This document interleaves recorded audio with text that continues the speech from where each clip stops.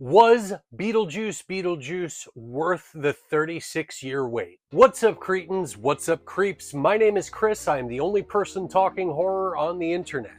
I am here to help you navigate the nonsense as today we discuss Beetlejuice Beetlejuice. So I'm going to throw a pseudo trigger warning before we actually jump into this. This won't be an overly negative review, but it will be very honest. I know a lot of people hold this franchise very near and dear to their hearts.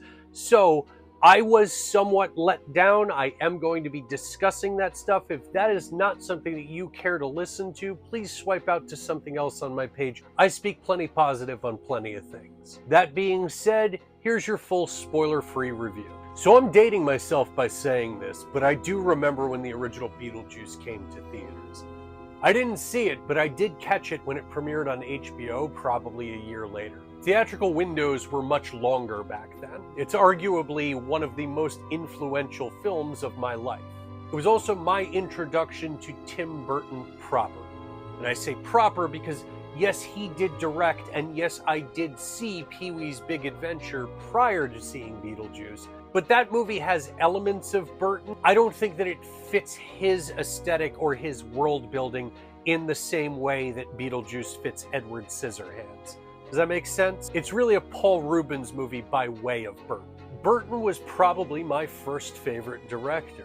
I'm almost certain that he was the first one that I was aware of. As it stands now, he's probably the director that I most wish could do it like he once could. I think a lot of us are there, right? I think we all wish that there was one more film in the pre-Chuck and the Chocolate Fuckery era. So when he goes back to the well and says that he'll make the Beetlejuice sequel that he vowed to never make, the sequel that he deemed unnecessary because they had said everything that they needed to say in the original. A film that is not the Beetlejuice Goes Hawaiian script that he wrote 35 years ago to sour the studio and prevent a sequel from happening. One that he says is happening because they finally got it right. Well, you've not only captured my attention, but you've brought a new level of hopeful or hopeless optimism into the fold. Beetlejuice Beetlejuice tells the story of Beetlejuice being back. And that's it. And I don't mean that as a joke. That's what this movie is about. That's the closest I can give you to an approximation of a plot. Yes, Lydia is in a relationship with a new man after her husband died. Yes, her daughter Astrid is not seeing eye to eye with her. She's having trouble fitting in general, and she meets a new boy. Yes, Delia is mourning the loss of Charles in her own Delia kind of way. And Beetlejuice is there. Hating the afterlife, I guess. Does that sound like a movie to you? I'm sorry, it's not. These are not plot points. These are character motivations. Could they be plot points? Absolutely. But there's so many of them that they all invalidate themselves and in turn each other. There are new characters that have their own things going on that I'm not even going to bother getting into.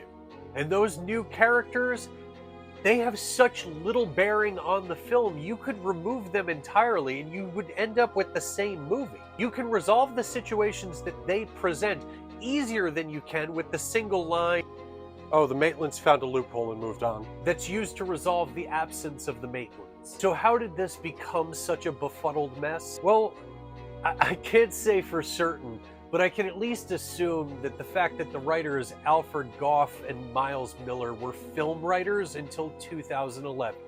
At that point, they transitioned into television writers, which includes Burton's series Wednesday. And television is a different style of writing where things have to be fleshed out, where a universe has to be expanded, where things have to breathe, where you have to assign different motivations that can be touched upon in different episodes where different characters will each individually serve as the lead.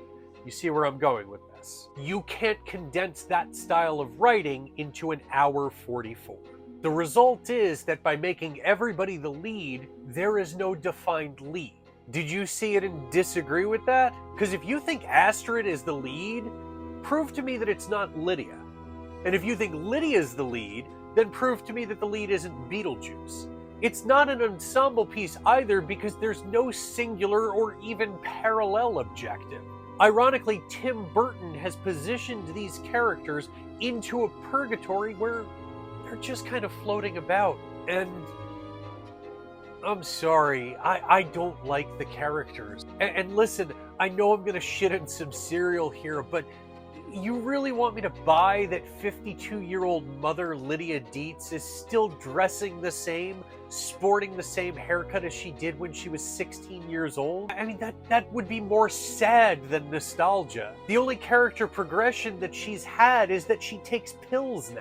Her love interest, I think, is supposed to be the comic relief, but everything that he says and does is so obviously, this is where the joke's going. Yep, that's where it went. I was in a near-capacity theater. Dude has joke after joke after joke, zero laughs. I'd wager heavily that if eye rolls were audible, that the sound would have been deafening. Astrid is just kind of flat.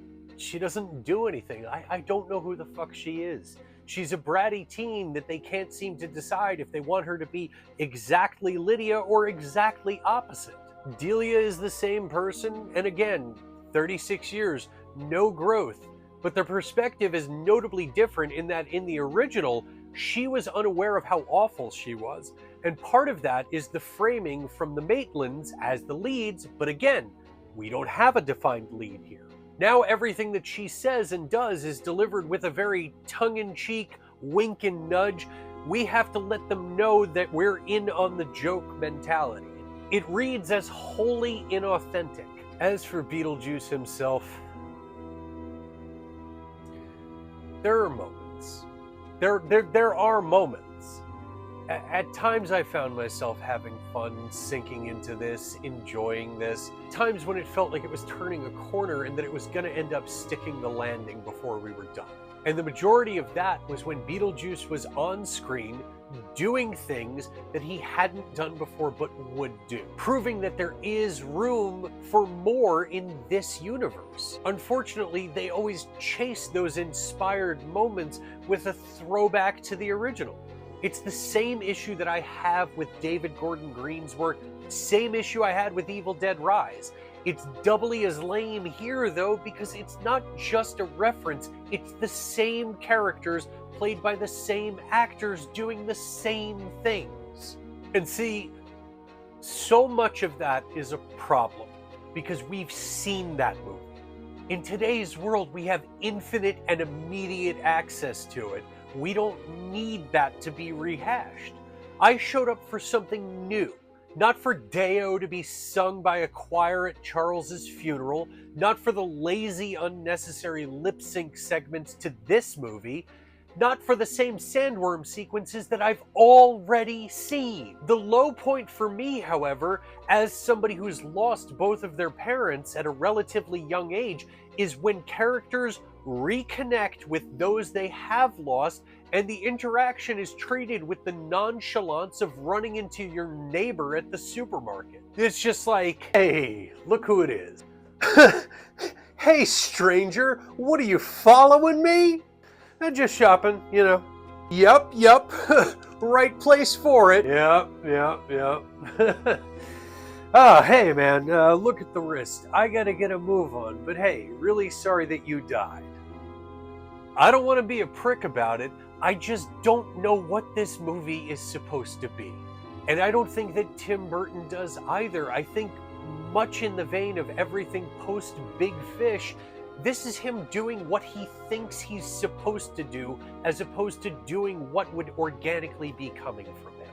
Like, stop trying to convince us that you're still that outsider guy. Citing Mario Bava and Tolstoy isn't the niche thing that you think it is anymore. Casting Jenna Ortega and Willem Dafoe and Monica Bellucci is obvious. There was a time when people criticized Burton for casting Michael Keaton as Batman because they couldn't see it, but he could. That's an artist. This is just obvious. The Soul Train shit in this movie was painfully obvious. And that, I'm sorry, it's not a spoiler, just be ready for it because it's exactly what you think it is. I sat there in the theater saying, nah, they wouldn't do that. That's so fucking lame. And then, oh my god, they're doing this. This is so fucking lame. And then, why are they doing it again? And then, oh my god, this is not a good joke. Just stop! Dude, if you grew out of it, just be done with it. Make documentaries, do costume dramas, go fucking bird watching, learn how to bake bread. I'd rather have no Tim Burton than uninspired Tim Burton. And I say that from the heart. You've been uninspired for a long time. Too long. Listen, I want this to be clear because I know that I'm being harsh on this movie. I don't hate this movie. It's not unwatchable. The only thing I hate about it is that I didn't love it in the way that I should have. Does that make sense? I was happy to find a bevy of creatively designed, memorable deceased wandering the netherworld. They had the spirit of the original and they delivered properly and they looked great. I liked Astrid's storyline. I think that had it been the focal point instead of a route to reconnect Lydia to Beetlejuice, this would have flowed much better. Remember, the original wasn't about Lydia or Beetlejuice. The original was about the Maitlands trying to reclaim their home. And yeah, there's pieces of me that got choked up getting to live in this world again, flawed and misguided as it may have been. I can confidently say that it's the best Tim Burton movie since Big Fish. I just wanted it to be the best Tim Burton movie since Ed Wood. And, yeah, it's not even close. And I don't think that you're wrong if this movie was everything that you were waiting for, or if it's just enough for you, or if it fell a little short, or if you absolutely hated it. I think we can all come together in this instance and agree that if we were going to wait 36 years for them to get it right, we would have waited 37 years for them to get it right. Kindred Spirits, Hocus Pocus 2, Hubie Halloween, Beetlejuice, the cartoon, not the movie. This honestly has more in common with the cartoon than the original film. Streaming free on Tubi. That's gonna do it for today, creeps. Do all these things. Let me know what you thought of Beetlejuice Beetlejuice right over here. Please be respectful to others and don't spoil anything. I did my best not to. And as always, this is all just a matter of opinion. See it yourself. Make your own decisions. Remain critical. Support horror.